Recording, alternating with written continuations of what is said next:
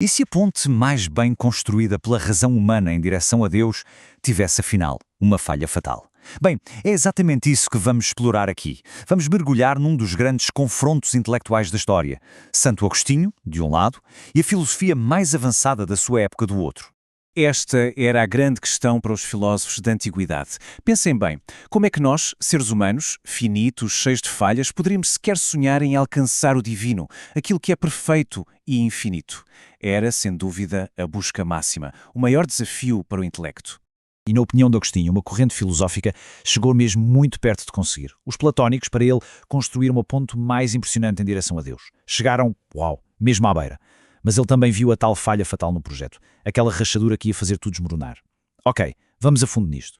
Mas para percebermos a crítica de Agostinho, primeiro temos de entender o que ele de facto admirava. Porque, atenção, ele não era alguém que queria simplesmente destruir a filosofia. Pelo contrário, ele via-a como a expressão de um dos desejos mais nobres e poderosos do ser humano. E Agostinho começa pelo mais básico de tudo, o significado da própria palavra. Filósofo vem do grego, claro, e significa amante da sabedoria. Parece simples, não é? Mas este ponto de partida é absolutamente crucial para todo o seu argumento. É aqui que ele faz a sua conexão brilhante, que ele nos apresenta lá no livro 8 da Cidade de Deus.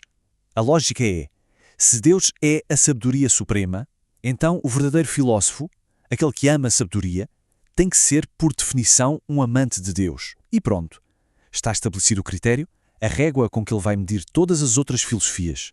Então, Agostinho fez uma análise completa do panorama filosófico da antiguidade. Olhou para tudo, desde os primeiros materialistas até aos céticos. E na avaliação dele, bem, havia um vencedor claro nesta corrida para entender Deus. Ele basicamente traça uma evolução do pensamento.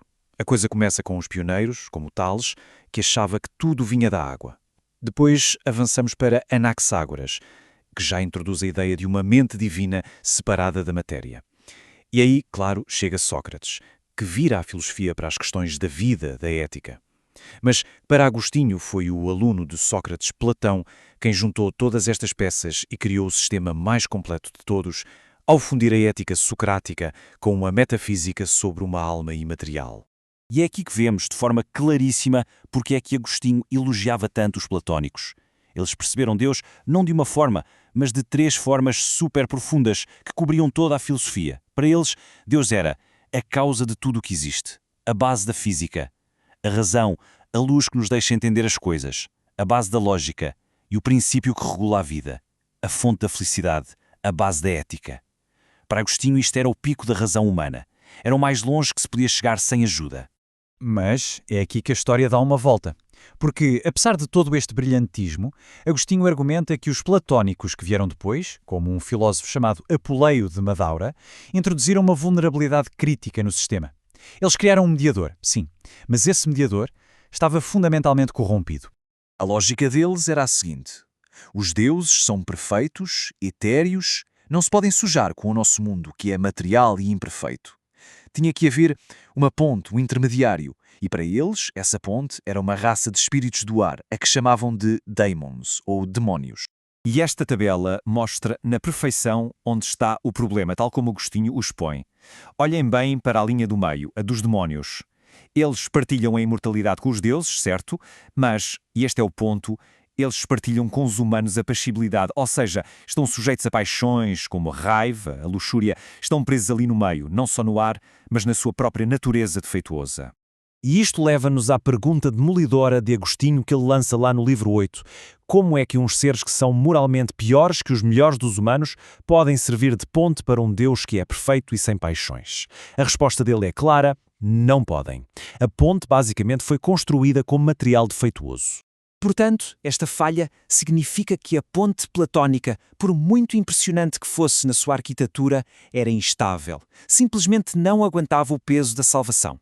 E no livro 9, Agostinho vai ainda mais fundo nesta crítica, dissecando a natureza destes mediadores. E o ponto crucial é este. Os demónios de Apuleio são, na expressão fantástica de Agostinho, imortais miseráveis. Têm vida eterna, sim, mas vivem-na em tormento. Agostinho diz que um verdadeiro mediador teria de ser o oposto. Ele cria uma nova categoria, um mortal bem-aventurado, alguém que partilhasse a nossa condição mortal, mas sem a nossa miséria moral. Alguém que conseguisse, de facto, unir os dois mundos na perfeição. Ao verem esta falha, alguns platónicos mais tardios, como o super-influente Porfírio, tentaram uma abordagem diferente. Uma espécie de plano B. Se a mediação natural não funcionava, talvez desse para forçar uma ligação com o divino através de rituais mágicos e complexos. A pergunta que eles faziam era esta: será que a alma podia ser purificada e elevada não só pela filosofia, mas por uma espécie de magia divina? Será que os rituais podiam, na verdade, obrigar os espíritos a ajudar os humanos a ascender? Essa prática era conhecida como teurgia, a arte de, basicamente, comandar os deuses. E é aqui, no livro 10, que Agostinho faz uma jogada de mestre. Ele vai desmantelar a teurgia, usando as palavras do maior defensor dela, contra ele mesmo. É que, vejam bem, noutra obra sua, a Carta a Anebo, o próprio Porfírio levanta uma série de dúvidas sobre a teurgia. Ele pergunta coisas como: porque é que estes deuses podem ser coagidos com ameaças? Porque é que exigem pureza dos sacerdotes, mas depois eles próprios não são puros? Agostinho pega nestas perguntas como um advogado em tribunal e diz: estão a ver? O Porfírio não está a descrever deuses, está a descrever os mesmos demónios enganadores de antes? Basicamente, Porfírio, sem querer, deu a vitória a Agostinho. Ok, então depois de desmantelar a mediação dos demónios e a solução da mágia, Agostinho apresenta a resposta cristã. E ele não a apresenta como apenas mais uma opinião. Ele apresenta-a como a única solução lógica para o problema que os próprios platónicos tinham identificado. E para isso, Agostinho usa uma confissão crucial do próprio Porfírio. O grande filósofo, com todo o seu saber, admitiu que não encontrou um caminho universal para a salvação da alma. Não havia uma estrada que estivesse aberta a toda a gente, em todo o lado. E é aqui que Agostinho usa uma bela imagem. A filosofia no seu melhor é como um mapa, é como estar no cimo de uma montanha e conseguir ver ao longe a pátria da verdade, o destino final. Consegue-se ver a cidade, o seu esplendor. Mas não consegue construir a estrada para lá chegar. Uma coisa é ter o mapa, outra é ter o caminho. A filosofia, para Agostinho, podia descrever o destino, mas não tinha o poder de construir a ponte por cima do abismo. A razão via o objetivo, mas não dava os meios para o alcançar. Por isso, para Agostinho, a solução não podia ser um sistema humano ainda melhor. Tinha de ser uma intervenção divina. Cristo, sendo ao mesmo tempo Deus e homem, era o mediador perfeito. Ele era aquele mortal bem-aventurado que a própria lógica dos platónicos exigia. Alguém que partilhava a nossa mortalidade, mas sem as nossas falhas, e que partilhava a perfeição de Deus, mas sem estar distante. Ele não apenas mostrou o caminho, ele era o caminho, a ponte que a filosofia só conseguia imaginar. E no fundo, a crítica de Agostinho deixa-nos com uma questão que nunca passa de moda. Até onde é que a razão humana nos consegue levar na busca pela verdade? Até que ponto é que a nossa ponte de lógica nos consegue transportar? E em que momento, se é que esse momento existe, é preciso um outro tipo de travessia? Uma que se baseia na fé? Esta é a pergunta que ecoa desde a Cidade de Deus de Agostinho até hoje.